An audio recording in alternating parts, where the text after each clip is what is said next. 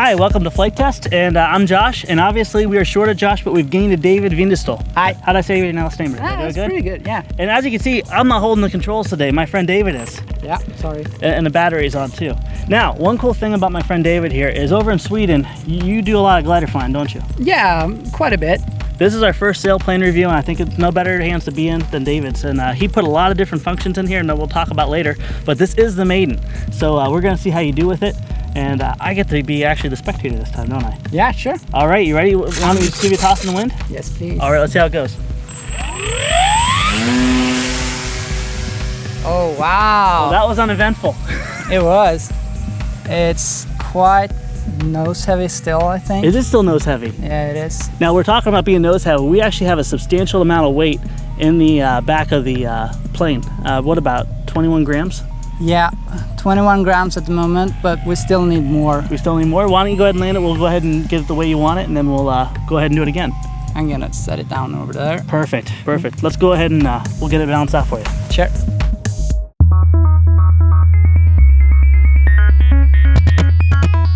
Basically, David maidened it. It was a little nose heavy, really nose heavy, right? Yeah, it was. Full elevator all the time and just punching the throttle to keep it in the air. Yeah, you don't want that with a glider. You want to be able to fly pretty much hands off, right? Yeah. Now, what's the total? 49 grams on the tail. 49, that's a lot of sauce back there. Yeah, it's the whole battery on the tail. So yeah, that's let's crazy. hope it's But changes every time it something. gets better though, doesn't it? Yeah, it does. So yeah, that's what we want to give you as the best flying experience. So ready? Yep. Ooh, nice. Oh, it climbs much Wow, better. look at that. It actually Oh, looks like wow, look at that the air. thermal right there? Yeah. You're maybe 100 feet up and you're already hooking thermals. Yeah, I can feel it. And David, it looks amazing. I love how the wings flex in midair too. Yeah, they do. Now, he has a 9-channel radio in this, and he's utilizing every one. He has crow mixing, flaps, aileron, landing gear, elevator rudder. It's really decked out, but it's all flying off of a little 1300 3-cell. Now, this is a beautiful day for this because I imagine there's a lot of lift going on. You got some clouds in the air, which is a good sign of lift, right? Cumulus cloud is always a good sign of lift. If you see cumulus, that's a good sign. And he's gonna basically go thermal hunting right now. And you know what? We're flying off a very small motor up in the front. It seems to be flying really nice. It does. I love it now with the extra tail weight on there. Okay. It could actually use a little more. Are you serious? No, it still doesn't feel tail heavy at all. Well, it definitely is handling good, so I guess you gotta look at that picture. Yeah. Okay, I'm gonna turn around and All right. land it. Here, I'll tell you what, I'll get on this side of you here. Thank you. That way you don't have to fly through me. And I'm assuming Okay, you just full did crow. Full crow? Use the rudder when you land this thing, because the rudder has much more authority than the ailerons It's does. still just gliding forever. It does. Oh, Nice, man. Very Yeah. nice. Well, what's your thoughts? it's awesome. I like it. I want to get out on a really good day so I can fly this thing forever. It sucks up the energy of the air. You can just go out there and try and find some uplift or thermals. You can be out there having a blast for hours. So you could have fun with this like a slope soarer too then? Yeah. Okay, For cool. sure. Cool, so it's not just for thermals, it's slope soaring, a nice hill, you're golden. Yeah. Excellent. So let's go in and do some overview. That sounds great, let's get it. All right, man, good job. Thanks. To really, especially battling all the CG tendencies we had here. Yeah. This is definitely a long plane. Sorry. Yeah, it takes up all the space. This is gonna be fun. This is gonna be really fun. Now, we use a lot of terminology. Yeah. You did crow, what, you have flaps? Yeah, I'm gonna take my transmitter. I'm Yeah. gonna show you. Okay. This is flaps. This actually makes the wing more an airfoil. More of an undercamber. Yeah, exactly. So it creates more lift Okay. without stalling the middle section at Okay. all. It slows it down and then actually pushes the wing upwards when you're in a thermal, so you can actually gain more energy from the air itself. All right. Right. So you recommend using flaps when you're in thermals to manipulate how you're in the thermal? Is that Yeah. what you're saying? Cool. This is crow.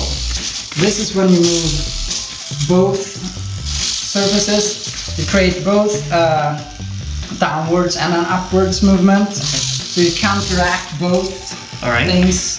And that makes drag, right? Exactly. Cool. And that's for landing. Nice. And you usually set that up on the throttle. So you actually brake it when you go down. Okay. So you can, when you come in for a landing, you can just work it so you get on the ground. Nice. So obviously you have some pretty advanced mixing because this is a motor glider. So Yeah. you're flying with throttle, so your throttle is disabled once you go to that mode. Exactly. So yeah, it's a lot of messing around in the menus and stuff, and you need a proper radio to do this, but it's well worth it when you have a good system. Yeah. It's much more fun to actually. If I'm not mistaken, the 9X, the Turnigy 9X, actually has a glider mode in it, which is nice. We didn't do the DX8s because that's only an 8 channel, you need 9 channels. And the DX8 does not have any glider mixing pre-programmed. So we went with your high-tech Aurora 9 and did a really great job. How long did you have in programming this? Maybe 20 minutes. It's not bad for all you did there. Another thing I want to say before we go on is use separate BEC on there.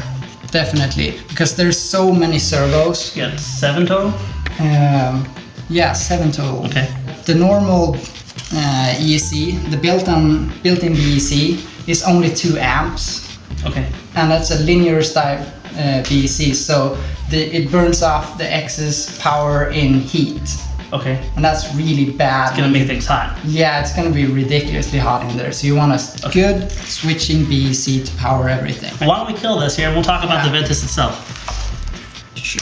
Very good. Now, the first thing obviously you guys saw is we had to add an immense amount of tail weight to get this to fly good. You got it dialed in now, and what's our totals here? Why don't I start getting this off? Should be 49 grams, around there, 50 grams of tail weight. That is a lot of weight. Oh really? 60 grams? Well, there's actually this plate that was we cut French tin, the very first one, so 60 grams of weight.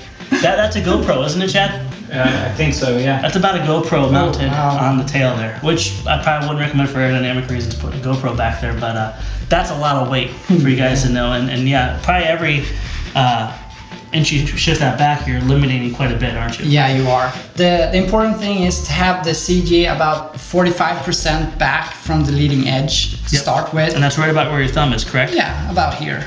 Start out with that. That's kind of perfect. You can go even further back. Okay. Depends on your skill level too. Gotcha. How you handle it. I'll tell you, the overall build of this was awesome though.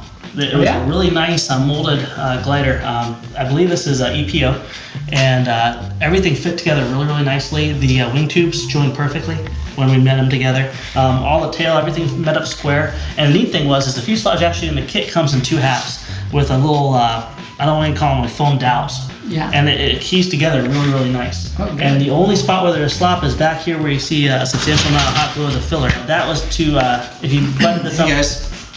Hey, how you doing, brother? Josh. Josh, what's up? Oh. Yeah. Hey, welcome to Flight Test. I'm Josh, and this is Josh. Hi. And it's David. Hi. And today we're talking about The Ventus. the Ventus. We've been talking about the Ventus, brother. Yeah, you're kind of late. Yeah, we changed the times on you. We sent out an email and I need my brakes fixed, so my family didn't crash and die. That's a good thing. Precisely. We don't want that to happen. Can you blame me for that? Nope. No, but you're gonna start without me anyway. Okay. He's not bitter. Not at all. Not at all. No. Not at all. Well, do you want to wrap it up? Yeah. Well, we got a couple more things to talk about. Okay. Okay. I'm all ears. Let's go. Okay. Overall, the plane was a good build. Yeah. And I don't know if we can do this or not, but if we put it up to the light, Chad, can you see the carbon fiber tube in that wing? It's a proper. Yeah. And it still flexes. It still flexes a lot. Yeah, but it doesn't really matter. Not that much. Yeah. It's you like to see what the wind is doing actually. So I like the little swing in there, so you actually see when the lift is. It may be intimidating at first, but it's not going to go anywhere. No, it's fine. And I gotta imagine a carbon fiber tube that size is not cheap, and this is a very, very nicely priced plane. Now this comes in 2 versions. This comes as a kit, and it also comes as a plug and fly. Oh yeah. Where you just put in, I believe it's your own receiver and battery. And I think it even has the ESC in it too. So yeah, I think we've covered it all, man. Yeah. Good gliding tendencies. It goes up on a wingtip real nice, doesn't fall out. Yeah. And Lights forever. we got our elevator taken care of with Yeah. yep, with the balance. We talked about that. And there's one key thing we're left with, and that's you closing and thanking Hobby King. One very important thing. Thanks Hobby King for sponsoring this episode. Thanks everybody for watching, and make sure you subscribe to our YouTube channel. It's a good way for us to know that you're friends with us. That way we know who our real friends are. And we'll see you guys next time. So what are we gonna do now since you guys are calling the shots today? I think we'll just go into some group counseling and make this right before we go to our next one. Go. Let's go. And when you toss it, you want to toss it in a slightly vertical position. You got it. Slightly inverted. Slightly more vertical. Yeah, Not- just slightly up. Not like that. this. That's a rocket ship. And you don't want to spike it into the ground. No, not like this either. Exactly. That's not gonna work. Exactly. If you toss it too high of an angle of attack, you're going to stall. And stalling low to the ground is nothing good about that. So, And if you're not giving a lot of throttle and a lot of elevator doing like this, it's not gonna go anywhere yeah, either. it's just too quick. Here we go. Perfect. 2/3 throttle, that gentle toss. Now, level.